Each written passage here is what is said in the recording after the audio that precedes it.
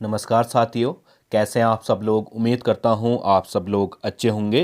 तो स्वागत है आपका हमारे YouTube चैनल की एक और वीडियो में। आज की वीडियो में हम बात करेंगे उत्तराखंड प्रैक्टिस सेट की, जिसका है आज भाग 38। देखिए, उत्तराखंड की सभी परीक्षाओं की दृष्टि से उत्तराखंड बहुत ही महत्वपूर्ण है। यहाँ से हमारा 40 नंबर के सवाल पूछे जाते हैं। तो बहुत ही महत्वपूर्ण सीरीज है हमारी उत्तराखंड प्रैक्टिस सेट की, क्योंकि हम यहाँ पे सवालों के साथ साथ उनको जो डेप्थ वाइज है चर्चा के साथ उसको हल भी करते हैं। तो बहुत ही महत्वपूर्ण सीरीज है, इसको आप लोग अंत तक जरूर देखना और इस सीरीज को फॉलो जरूर करना। तो आज की जो वीडियो है, इसका पहला सवाल है, कुमाऊं का बोध गया किसे कहा जाता है। तो कुमाऊं का बोध गया कहा जाता है, इसके ऑप्शन है काकड़ी घाट, बागेश्वर, शेर घाट और हमारा मायावती। तो देखिए, जब कुमाऊं में स्वामी विवेकानंद ने अपनी पहली यात्रा की थी, तो उस समय उन्हें काकड़ी घाट नामक स्थान पे, ठीक है, एक पीपल के वृक्ष के नीचे जो है ज्ञान की प्राप्ति हुई थी। तो इसीलिए काकड़ी घाट को क्या कहा जाता है, कुमाऊं का बोध गया कहा जाता है। और अगर इसकी स्थिति की बात करें तो ये कहाँ स्थित है, हमारा अल्मोड़ा में स्थित है। तो कुमाऊं का बोध गया कहा जाता है काकड़ी घाट को। फिर है अगला सवाल, गणतंत्र दिवस 2024 में उत्तराखंड की झांकी की थीम क्या थी। तो हाल ही में गणतंत्र दिवस 2024 में उत्तराखंड की थीम क्या थी, इसके बारे में पूछा गया है, जिसके ऑप्शन है देवभूमि उत्तराखंड, विकसित उत्तराखंड, केदारनाथ या फिर बद्रीनाथ।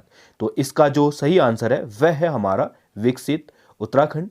जो उत्तराखंड की झांकी हुई थी गणतंत्र दिवस के दौरान, वह किस थीम पे आधारित थी, विकसित उत्तराखंड के थीम पे आधारित थे। ये हमारा करंट से पूछा गया सवाल है, तो इम्पोर्टेंट हो जाता है हमारी आने वाली परीक्षाओं के लिए। अगला सवाल है, निम्नलिखित में से कान में पहनने वाला आभूषण कौन सा है। तो यहाँ पे हमारे पास आभूषणों के नाम दिए हैं, तो हमने बताना है कि इसमें से कौन सा आभूषण जो है कान में धारण किया जाता है। ठीक है, इसके ऑप्शन है ए हंसुली, धगुला, बुलाक और डी है उतरौले। तो ये अन्य हमारे क्या है, नाम है। हमने बताना है कि कान में पहनने वाला आभूषण कौन सा है। अगर बात करें कान में पहनने वाले आभूषण की, तो ऑप्शन डी क्या हो जाएगा, इसका सही हो जाएगा। उतरौले जो आभूषण है वह कहाँ पे पहना जाता है, उतरौले आभूषण ये कहाँ पहना जाता है, हमारा कान में। ठीक है, इसके सिवाय कान में, इसके अलावा कान में जो पहने जाते हैं वह मुरखली हो गया, ठीक है, जिसे हम मुंदड़ा कहते हैं, बाली, कुंडल, कर्णफूल, टुग्यल, ठीक है, और झुमके, ये सब क्या है, हमारे कान में पहनने वाले हैं। और हंसूली की बात करें तो हंसूली कहाँ पे पहना जाता है, गले में पहना जाता है। इसके सिवा गले में जो है गलाबंद हो गया, ठीक है, आजकल ट्रेंडिंग पे है गलाबंद। और इसके सिवा हमारा लॉकेट, चरियो, कंठी माला, हमेल, ठीक है, और चंद्रोली, ये सभी कहाँ पहने जाते हैं, हमारा गले में। और धागुला जो है यह हाथ में पहना जाता है। ठीक है, बच्चों के हाथ में मुख्यतः देखा होगा आपने चांदी का, उसको क्या कहा जाता है, धगुला कहा जाता है। इसके सिवा पौंची पहनी जाती है हाथों में, अंगूठी पहनी जाती है, गोखले पहने जाते हैं। ये सब किस में है, पहने जाते हैं, हाथों में पहने जाते हैं। अगला सवाल है, थारू जनजाति में सगाई की रस्म कहलाती है। तो थारू जनजाति में जो सगाई की रस्म है उसको स्थानीय भाषा में क्या कहा जाता है, यह पूछा गया है। तो इसके ऑप्शन है पक्की पौड़ी, बात कट्टी, अपना पराया और लट भरवा भोज। तो थारू जनजाति में जो सगाई की रस्म है वह कहलाती है हमारा अपना पराया, यानी कि ऑप्शन सी क्या हो जाएगा, यहाँ पे सही हो जाएगा। और जब कहीं रिश्ता तय हो जाता है तो उसको क्या कहा जाता है, पक्की पौड़ी कहा जाता है। ठीक है, इस चीज़ को भी आप लोग नोट कीजिएगा। और बात कट्टी कहा जाता है जब क्या हो, विवाह की तारीख क्या हो जाए, निकल जाए, तो उसको क्या कहा जाता है, बात कट्टी। पक्की पौड़ी कहा जाता है हमारा जब रिश्ता क्या हो जाए, तय हो जाए रिश्ता। ठीक है, और अपना पराया कहा जाता है किसको, सगाई की रस्म को। लट भरवा भोज, जिसमें विवाह, जो विधवा विवाह है उसके समय जो गांव को भोज दिया जाता है उसी को क्या कहा जाता है, लड भरवा भोज कहा जाता है। अगला सवाल है, पंवार शासन काल में प्रचलित शब्द औताली था, तो हमने बताना है कि औताली का संबंध किससे था। इसके ऑप्शन है गुप्तचर, सेना, राजस्व कर और राजदरबार। तो पंवार शासन काल में जो एक प्रचलित शब्द था औताली, इसका संबंध था हमारा राजस्व कर से था, एक प्रकार का क्या था, एक कर था। ठीक है, तो ऑप्शन सी क्या हो जाएगा यहाँ पे, सही हो जाएगा। अगला सवाल है, कोसी का घटवार के लेखक कौन है। कोसी का घटवार एक प्रमुख रचना है किसकी, शेखर जोशी की। तो छठवें का जो सही आंसर हो जाएगा वह हो जाएगा ऑप्शन ए, शेखर जोशी। अगला सवाल है, गढ़वाली भाषा में पाठ्यक्रम शुरू करने वाला पहला जनपद कौन सा है, या पहला जनपद कौन सा था। तो गढ़वाली भाषा में या अपनी स्थानीय भाषा में सबसे पहले जो है पाठ्यक्रम, स्कूली शिक्षा पे पाठ्यक्रम शुरू करने वाला जनपद हमसे पूछा गया है, जिसके ऑप्शन है देहरादून, उत्तरकाशी, चमोली और पौड़ी। तो सातवें का जो सही आंसर होगा वह होगा पौड़ी। पौड़ी द्वारा सर्वप्रथम गढ़वाली भाषा में क्या किया गया था, अपना पाठ्यक्रम शुरू किया गया था प्राथमिक शिक्षा पे। तो और यह कब किया गया था, 2019 में इन्होंने अपना पाठ्यक्रम शुरू कर दिया था गढ़वाली भाषा में। तो ऑप्शन डी क्या हो जाएगा यहाँ पे, सही हो जाएगा। अगला सवाल है, टिहरी के किस नरेश ने कन्या विक्रय के विरुद्ध कानून बनाया था। तो टिहरी में जो प्राचीन समय था उस समय पे एक हमारी कुप्रथा चल रही थी, कन्या विक्रय या दास विक्रय कहें, या इस तरीके से बहुत सारी प्रथाएं चल रही थी, उसी में से एक था हमारा कन्या विक्रय। तो इसके विरुद्ध किस शासक ने कानून बनाए थे। तो इसके ऑप्शन है भवानी शाह, प्रताप शाह, कीर्ति शाह और नरेंद्र शाह।